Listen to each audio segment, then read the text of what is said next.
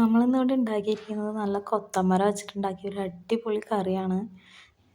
ചോറിൻ്റെ കൂടെ ആയാലും ചപ്പാത്തിയുടെ കൂടെ ആയാലും ദോശയ്ക്കൊപ്പവും ഇഡ്ഡലിക്കൊപ്പവും എല്ലാത്തിൻ്റെയും കൂടെ സൈഡ് ഡിഷായിട്ട് കഴിക്കാൻ പറ്റിയ ഒരേപോലെ കഴിക്കാൻ പറ്റിയ ഒരു കറിയാണ് കേട്ടോ.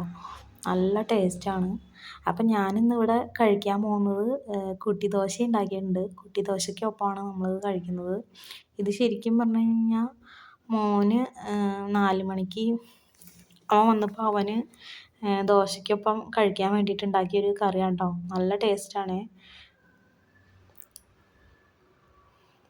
എന്തുമാത്രം കഴിച്ചാലും പിന്നെയും കഴിച്ചുകൊണ്ടിരിക്കാൻ തോന്നും. സാധാരണ കൊത്തമരയൊക്കെ കറിയിലിട്ട് കഴിഞ്ഞാൽ ഞാനത് എടുത്ത് കളയാറാണ് പതിവ്. അപ്പോൾ നമുക്ക് ഈ ടേസ്റ്റി ആയിട്ടുള്ള ഈ കറിയുടെ റെസിപ്പി നമുക്കൊന്ന് കണ്ടു നോക്കിയാലോ ഫ്രണ്ട്സ്. അപ്പോൾ നമ്മളിന്നിവിടെ കൊത്തമര ഈ ഒരു ഷേപ്പിലാണ് കട്ടാക്കി എടുത്തിട്ടുള്ളത്. അത് നന്നായിട്ട് തന്നെ ഒന്ന് കഴുകി വൃത്തിയാക്കി എടുക്കണം കേട്ടോ. അപ്പോൾ നമ്മളിത് കഴുകി വൃത്തിയാക്കി എടുത്തിട്ടുണ്ട്. ഇനി നമ്മളിതിലേക്ക് 2 തക്കാളി ചെറുതായി അരിഞ്ഞ് വെച്ചിട്ടുണ്ട്, 2 പച്ചമുളക്, പിന്നെ ഒരു സവോളയുടെ പകുതി, പിന്നെ കുറച്ച് ബദാം പരിപ്പ് എടുത്ത് വെച്ചിട്ടുണ്ട്, പിന്നെ കുറച്ച് വെളുത്തുള്ളി, ഒരു പീസ് ഇഞ്ചി, കുറച്ച് കറിവേപ്പില, ഇത്രയും നമ്മൾ എടുത്ത് വെച്ചിട്ടുണ്ട്. ഇനി നമുക്കിതിലേക്ക് ആവശ്യമുള്ളത് കുറച്ച് തേങ്ങ ചിരകിയതും കൂടിയാണ്. ഒരുപാട് തേങ്ങയൊന്നും വേണ്ട കേട്ടോ. ഒരു പിടി അളവിൽ തേങ്ങ ചിരകിയതും കൂടിയാണ് നമ്മൾ എടുത്തിട്ടുള്ളത്. പിന്നെ ബദാം പരിപ്പും തേങ്ങ ചിരകിയതും കൂടി നമ്മളൊരു ചെറിയ മിക്സിയുടെ ജാറിലേക്ക് ഇട്ട് കൊടുക്കുന്നുണ്ട്. അതിലേക്ക് ഇനി ഒരു 1.5 ടീസ്പൂൺ അളവിൽ ഉഴുന്ന് പരിപ്പും കൂടി നമ്മളിവിടെ ചേർത്ത് കൊടുക്കുന്നുണ്ട്. 1/2 ടീസ്പൂൺ അളവിൽ മഞ്ഞൾപ്പൊടിയും കൂടി ചേർത്ത് കൊടുക്കാം. ഇനി നമുക്കിതിലേക്ക് എരിവിന് ആവശ്യത്തിനനുസരിച്ച് ഒരു 1/4 ടീസ്പൂൺ അളവിൽ മുളക് പൊടിയും കൂടി ചേർത്ത് കൊടുക്കുന്നുണ്ട്. ഇത് നല്ല എരിവുള്ള മുളക് പൊടിയാണ്, അതുകൊണ്ട് തന്നെ ഞാനിവിടെ കുറച്ചാണ് ചേർത്ത് കൊടുത്തിട്ടുള്ളൂ. ഇനി നമുക്കിതിലേക്ക് കറി മസാലയാണ് ചേർത്ത് കൊടുക്കേണ്ടത്. അതൊരു 1.5 ടീസ്പൂൺ അളവിൽ ചേർത്ത് കൊടുക്കാം. ഇതൊക്കെ കൂടി വെള്ളമൊന്നും ഒട്ടും ചേർക്കാതെ തന്നെ നമുക്ക് നന്നായിട്ട് തന്നെ ഒന്ന് പൊടിച്ചെടുക്കാം. ഇനി ഞാനിവിടെ ഒരു ചീനിച്ചട്ടി അടുപ്പത്ത് വെച്ച് കൊടുത്തിട്ടുണ്ട്. അത് നന്നായിട്ടൊന്ന് ചൂടായി വന്നപ്പോൾ നമ്മളതിലേക്ക് കുറച്ച് വെളിച്ചെണ്ണ ഒഴിച്ച് കൊടുക്കുന്നു. വെളിച്ചെണ്ണ നന്നായിട്ടൊന്ന് ചൂടായി വന്നതിന് ശേഷം നമ്മളിതിലേക്ക് 1 ടീസ്പൂൺ അളവിൽ കടുക് ചേർത്ത് കൊടുക്കുന്നുണ്ട്. പിന്നെ 1 ടീസ്പൂൺ അളവിൽ ഉഴുന്ന് പരിപ്പും കൂടി ചേർത്ത് കൊടുക്കുന്നുണ്ട്. ഉഴുന്നും കടുകും കൂടി നന്നായിട്ട് തന്നെ ഒന്ന് പൊട്ടി വന്നതിന് ശേഷം നമുക്കിതിലേക്ക് ബാക്കിയുള്ള ഇൻഗ്രീഡിയൻസ് ചേർത്ത് കൊടുക്കാവുന്നതാണ്. നമ്മൾ ചെറുതായി മുറിച്ച് വെച്ച നമ്മുടെ സവോളയും കൂടി ഇതിലേക്ക് ചേർത്ത് കൊടുത്തു. ഇനി ഇതിലേക്ക് നമ്മുടെ തക്കാളി ചേർത്ത് കൊടുക്കാം.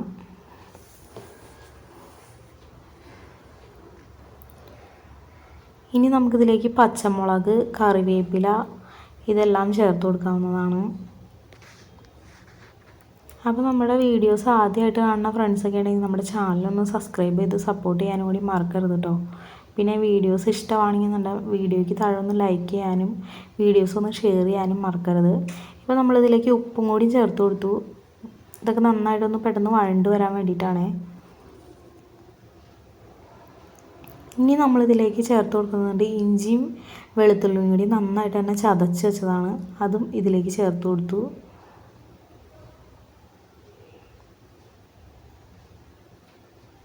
ഇനി നമുക്കിതിലേക്ക് നമ്മൾ പൊടിച്ച് മാറ്റി വെച്ച തേങ്ങ ചിരകിയതും ഉലുവയും ബദാമും കൂടിയൊക്കെ പൊടിച്ച് വെച്ചില്ലായിരുന്നോ, അത് ഇതിലേക്ക് ചേർത്ത് കൊടുക്കാം. നമ്മൾ പൊടിച്ച് വെച്ച മിക്സ് ഇതിനകത്തേക്ക് ചേർത്തതിന് ശേഷം നന്നായിട്ട് തന്നെ ഒന്ന് ഇളക്കി യോജിപ്പിച്ച് കൊടുക്കാവുന്നതാണ്. ലോ ഫ്ലെയിമിൽ ഇട്ടിട്ട് ചെയ്യാൻ ശ്രമിക്കുക കേട്ടോ. ഇനി നമ്മളിതിലേക്ക് ചെറുതായി കട്ട് ചെയ്ത് വെച്ച നമ്മുടെ കൊത്തമരയും കൂടി ചേർത്ത് കൊടുക്കുന്നുണ്ട്. കൊത്തമര ചേർത്തതിന് ശേഷം നന്നായിട്ട് തന്നെ ഒന്ന് ഇളക്കി യോജിപ്പിച്ച് കൊടുക്കാം. ഈ ഒരു സമയത്ത് വേണമെങ്കിൽ നിങ്ങൾക്ക് ഉപ്പിൻ്റെ അളവ് നോക്കിയിട്ട് ഉപ്പ് കുറച്ച് ചേർത്ത് കൊടുക്കാവുന്നതാണ്. ഇനി നമുക്ക് നന്നായിട്ട് തന്നെ ഇളക്കി യോജിപ്പിച്ച് കൊടുത്തതിന് ശേഷം ഒരു 2 മിനിറ്റ് ഒന്ന് മൂടി വയ്ക്കാം. മൂടി വെച്ച് കഴിയുമ്പോൾ നമ്മൾ ഇതിലേക്ക് ഇട്ട് കൊടുത്ത ആ അരപ്പൊക്കെ ഇല്ലേ, അതൊക്കെ നന്നായിട്ട് ഇതുമ്മേക്കൊന്ന് സെറ്റാവാൻ വേണ്ടിയിട്ടാണ്.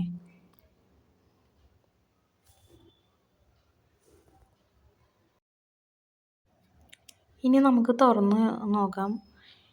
ഇനി നമുക്ക് നന്നായിട്ട് തന്നെ ഒന്ന് ഇളക്കി യോജിപ്പിച്ച് കൊടുക്കാം കേട്ടോ.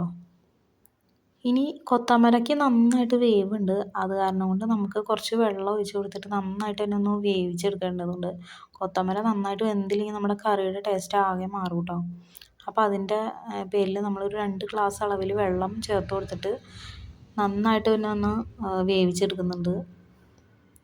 ഒരു 15 മിനിറ്റ് 20 മിനിറ്റൊക്കെ വേണ്ടി വരും കൊത്തമര നന്നായിട്ടൊന്ന് വെന്ത് കിട്ടാനായിട്ട്. ഒരു ലോ ടു മീഡിയം ഫ്ലെയിമിലിട്ടിട്ടാണ് ആദ്യം വേവിച്ചെടുത്തത്.